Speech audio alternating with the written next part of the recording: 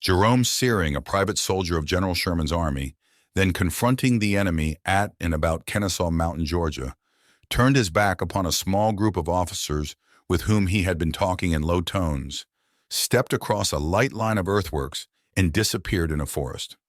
None of the men in line behind the work had said a word to him, nor had he so much as nodded to them in passing, but all who saw understood that this brave man had been entrusted with some perilous duty.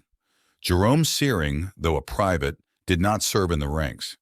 He was detailed for service at division headquarters, being borne upon the rolls as an orderly. Orderly is a word covering a multitude of duties. An orderly may be a messenger, a clerk, an officer's servant, anything. He may perform services for which no provision is made in orders and army regulations. Their nature may depend upon his aptitude, upon favor, upon accident. Private Searing, an incomparable marksman, young, hardy, intelligent, and insensible to fear, was a scout. The general commanding his division was not content to obey orders blindly without knowing what was in his front, even when his command was not on detached service, but formed a fraction of the line of the army. Nor was he satisfied to receive his knowledge of his vis-a-vis through the customary channels. He wanted to know more than he was apprised of by the corps commander and the collisions of pickets and skirmishers. Hence, Jerome Searing, with his extraordinary daring, his woodcraft, his sharp eyes, and truthful tongue. On this occasion, his instructions were simple: to get as near the enemy's lines as possible and learn all that he could. In a few moments, he had arrived at the picket line, the men on duty there lying in groups of 2 and 4 behind little banks of earth, scooped out of the slight depression in which they lay, their rifles protruding from the green boughs with which they had masked their small defenses. The forest extended without a break toward the front, so solemn and silent that only by an effort of the imagination could it be conceived as populous with armed men, alert and vigilant, a forest formidable with possibilities of battle. Pausing a moment in one of these rifle pits to apprise the men of his intention, Searing crept stealthily forward on his hands and knees and was soon lost to view in a dense thicket of underbrush. "That is the last of him," said one of the men. "I wish I had his rifle. Those fellows will hurt some of us with it." Searing crept on, taking advantage of every accident of ground and growth to give himself better cover. His eyes penetrated everywhere. His ears took note of every sound. He stilled his breathing, and at the cracking of a twig beneath his knee, stopped his progress and hugged the earth. It was slow work, but not tedious. The danger made it exciting, but by no physical signs was the excitement manifest. His pulse was as regular, his nerves were as steady as if he were trying to trap a sparrow. "It seems a long time," he thought, "but I cannot have come very far. I am still alive." He smiled at his own method of estimating distance and crept forward. A moment later, he suddenly flattened himself upon the earth and lay motionless, minute after minute. Through a narrow opening in the bushes, he had caught sight of a small mound of yellow clay, one of the enemy's rifle pits. After some little time, he cautiously raised his head, inch by inch, then his body upon his hands, spread out on each side of him, all the while intently regarding the hillock of clay. In another moment he was upon his feet, rifle in hand, striding rapidly forward with little attempt at concealment. He had rightly interpreted the signs, whatever they were. The enemy was gone. To assure himself beyond a doubt before going back to report upon so important a matter, Searing pushed forward across the line of abandoned pits, running from cover to cover in the more open forest, his eyes vigilant to discover possible stragglers. He came to the edge of a plantation, one of those forlorn, deserted homesteads of the last years of the war, upgrown with brambles, ugly with broken fences, and desolate with vacant buildings having blank apertures in place of doors and windows. After a keen reconnaissance from the safe seclusion of a clump of young pines, Searing ran lightly across a field and through an orchard to a small structure which stood apart from the other farm buildings on a slight elevation. This he thought would enable him to overlook a large scope of country in the direction that he supposed the enemy to have taken in withdrawing. This building, which had originally consisted of a single room elevated upon 4 posts about 10 feet high, was now little more than a roof. The floor had fallen away. the joists and planks loosely piled on the ground below, or resting on end at various angles, not wholly torn from their fastening above. The supporting posts were themselves no longer vertical. It looked as if the whole edifice would go down at the touch of a finger.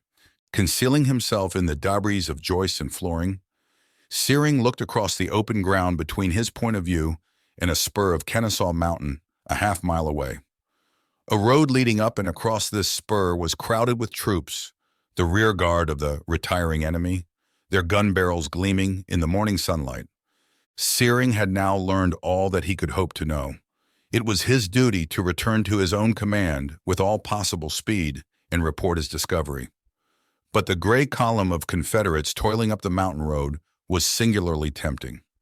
His rifle, an ordinary Springfield befall, but fitted with a globe sight and hair trigger, would easily send its ounce and a quarter of lead hissing into their midst. That would probably not affect the duration and result of the war, but it is the business of a soldier to kill. It is also his habit if he is a good soldier. Searing cocked his rifle and set the trigger, but it was decreed from the beginning of time that Private Searing was not to murder anybody that bright summer morning, nor was the Confederate retreat to be announced by him. For countless ages, events had been so matching themselves together in that wondrous mosaic to some parts of which, dimly discernible, we give the name of history, that the acts which he had in will would have marred the harmony of the pattern. Some 25 years previously, the power charged with the execution of the work according to the design had provided against that mischance by causing the birth of a certain male child in a little village at the foot of the Carpathian Mountains, had carefully reared it, supervised its education, directed its desires into a military channel, and in due time made it an officer of artillery. By the concurrence of an infinite number of favoring influences and their preponderance over an infinite number of opposing ones, this officer of artillery had been made to commit a breach of discipline and flee from his native country to avoid punishment. He had been directed to New Orleans instead of New York, where a recruiting officer awaited him on the wharf. He was enlisted and promoted, and things were so ordered that he now commanded a Confederate battery some 2 miles along the line from where Jerome Searing, the Federal scout, stood cocking his rifle. Nothing had been neglected. At every step in the progress of both these men's lives and in the lives of their contemporaries of their ancestors, the right thing had been done to bring about the desired result. Had anything in all this vast concatenation been overlooked, Private Searing might have fired on the retreating Confederates that morning, and would perhaps have missed. As it fell out, a Confederate captain of artillery, having nothing better to do while awaiting his turn to pull out and be off, amused himself by sighting a field piece obliquely to his right at what he mistook for some Federal officers on the crest of a hill, and discharged it. The shot flew high of its mark. As Jerome Searing drew back the hammer of his rifle and with his eyes upon the distant Confederates, considered where he could plant his shot with the best hope of making a widow or an orphan or a childless mother, perhaps all three, for Private Searing, although he had repeatedly refused promotion, was not without a certain kind of ambition. He heard a rushing sound in the air, like that made by the wings of a great bird swooping down upon its prey. More quickly than he could apprehend the gradation, it increased to a hoarse and horrible roar, as the missile that made it sprang at him out of the sky, striking with a deafening impact one of the posts supporting the confusion of timbers above him, smashing it into matchwood and bringing down the crazy edifice with a loud clatter in clouds of blinding dust. When Jerome Searing recovered consciousness, he did not at once understand what had occurred. It was indeed some time before he opened his eyes. For a while he believed that he had died and been buried, and he tried to recall some portions of the burial service. He thought that his wife was kneeling upon his grave, adding her weight to that of the earth upon his breast. The two of them, widow and earth, had crushed his coffin. Unless the children should persuade her to go home, he would not much longer be able to breathe. He felt a sense of wrong. I cannot speak to her, he thought. The dead have no voice, and if I open my eyes, I shall get them full of earth. He opened his eyes, a great expanse of blue sky rising from a fringe of the tops of trees.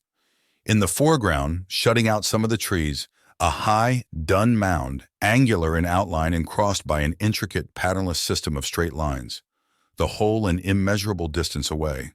a distance so inconceivably great that it fatigued him, and he closed his eyes.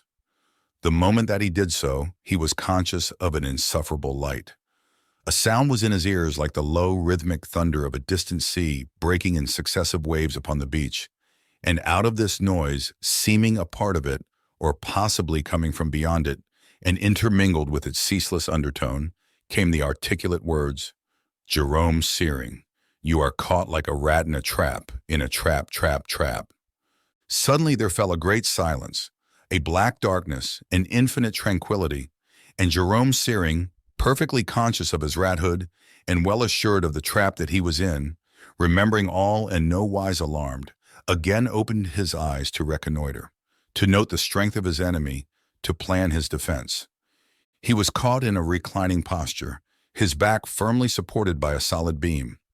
Another lay across his breast, but he had been able to shrink a little away from it so that it no longer oppressed him, though it was immovable. A brace joining it at an angle had wedged him against a pile of boards on his left, fastening the arm on that side. His legs, slightly parted and straight along the ground, were covered upward to the knees with a mass of DBRIs which towered above his narrow horizon. His head was as rigidly fixed as in a vice. He could move his eyes, his chin, no more. Only his right arm was partly free. "You must help us out of this," he said to it. But he could not get it from under the heavy timber athwart his chest, nor move it outward more than 6 inches at the elbow. Searing was not seriously injured, nor did he suffer pain.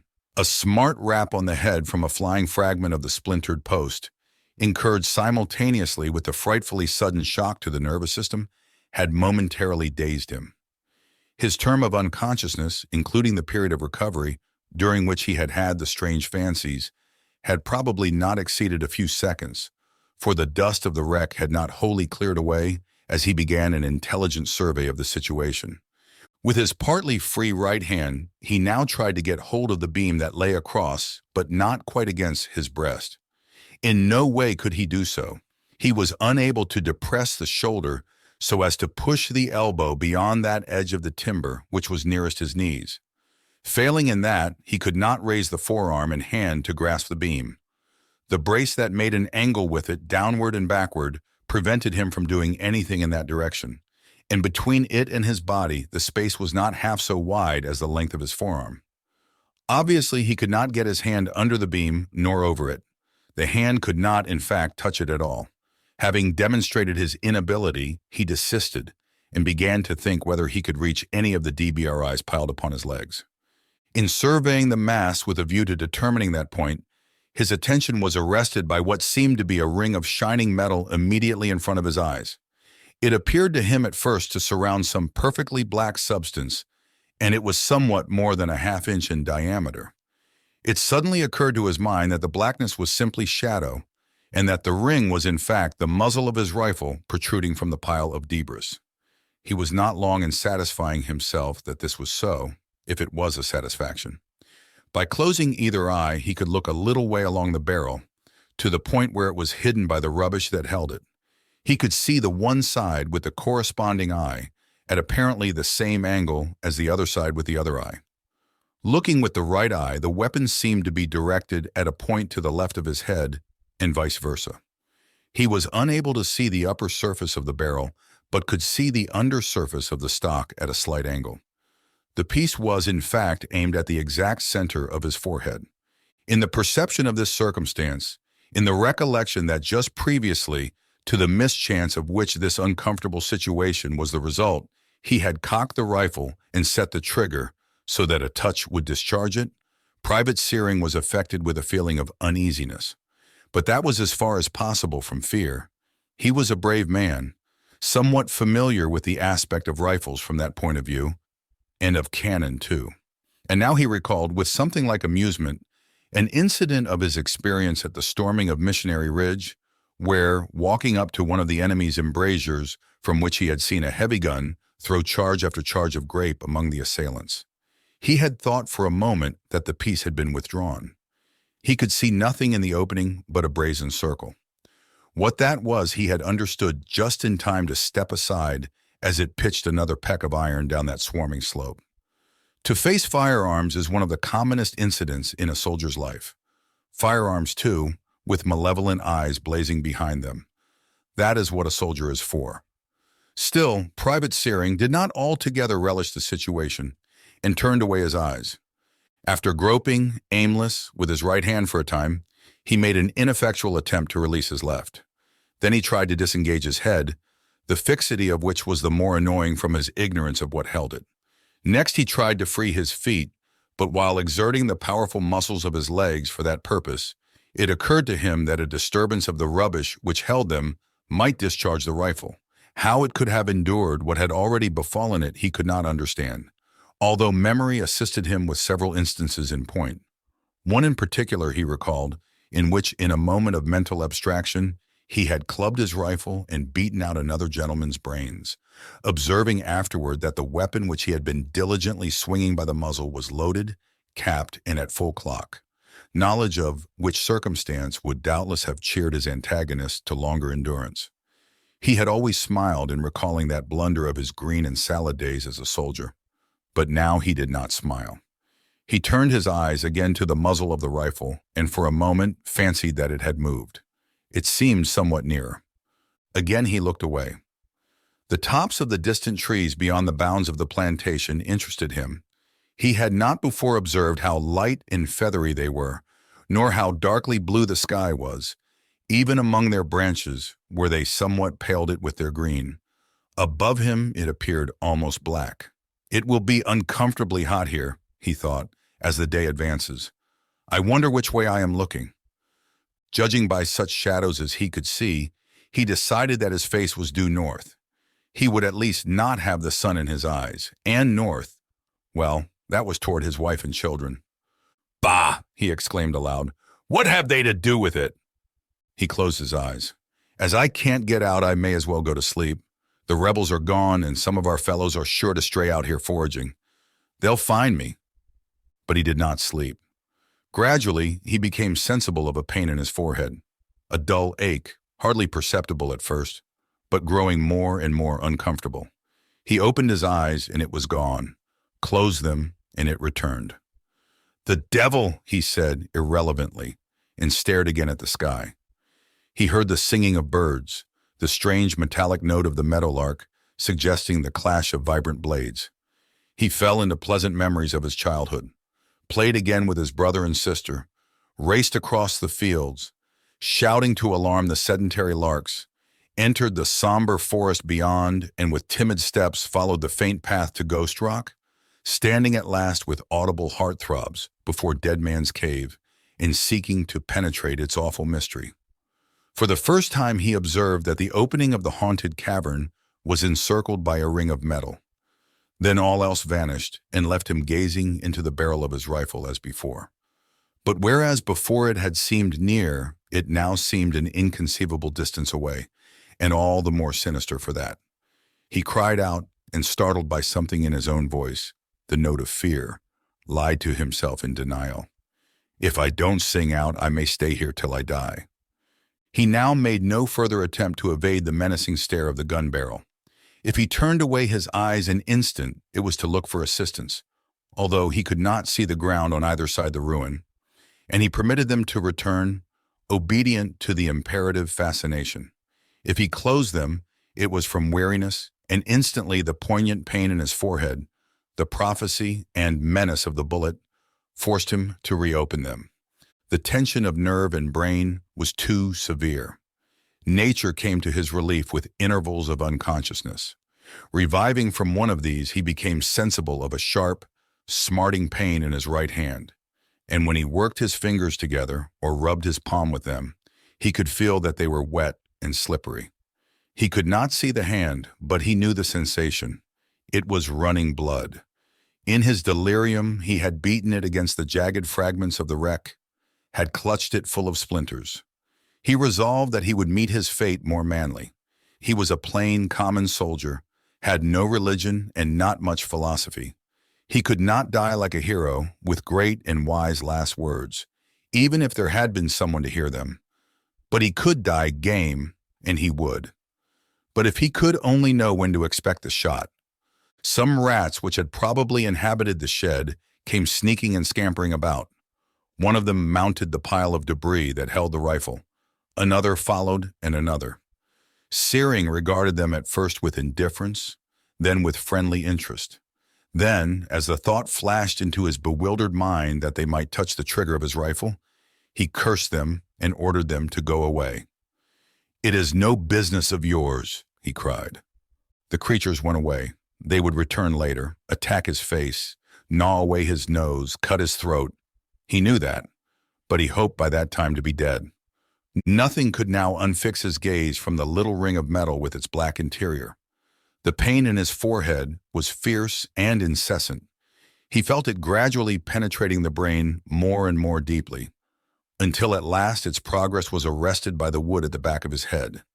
It grew momentarily more insufferable. He began wantonly beating his lacerated hand against the splinters again to counteract that horrible ache. It seemed to throb with a slow, regular recurrence, each pulsation sharper than the preceding, and sometimes he cried out, thinking he felt the fatal bullet. No thoughts of home, of wife and children, of country, of glory. The whole record of memory was effaced. The world had passed away. Not a vestige remained. Here in this confusion of timbers and boards is the soul universe. Here is immortality in time. Each pain an everlasting life. The throbs tick off eternities. Jerome Searing, the man of courage, the formidable enemy, the strong, resolute warrior, was as pale as a ghost. His jaw was fallen, his eyes protruded. He trembled in every fiber. A cold sweat bathed his entire body. He screamed with fear. He was not insane. He was terrified. In groping about with his torn and bleeding hand, he seized at last a strip of board, and pulling, felt it give way. It lay parallel with his body, and by bending his elbow as much as the contracted space would permit, he could draw it a few inches at a time. Finally, it was altogether loosened from the wreckage covering his legs. He could lift it clear of the ground its whole length. A great hope came into his mind. Perhaps he could work it upward, that is to say, backward, far enough to lift the end and push aside the rifle. Or, if that were too tightly wedged, so place the strip of board as to deflect the bullet. With this object, he passed it backward inch by inch, hardly daring to breathe lest that act somehow defeat his intent, and more than ever unable to remove his eyes from the rifle, which might perhaps now hasten to improve its waning opportunity. Something at least had been gained. In the occupation of his mind in this attempt at self-defense, he was less sensible of the pain in his head and had ceased to wince. But he was still dreadfully frightened, and his teeth rattled like castanets. The strip of board ceased to move to the suasion of his hand. He tugged at it with all his strength, changed the direction of its length all he could, but it had met some extended obstruction behind him, and the end in front was still too far away to clear the pile of debris and reach the muzzle of the gun. It extended, indeed, nearly as far as the trigger guard, which, uncovered by the rubbish, he could imperfectly see with his right eye.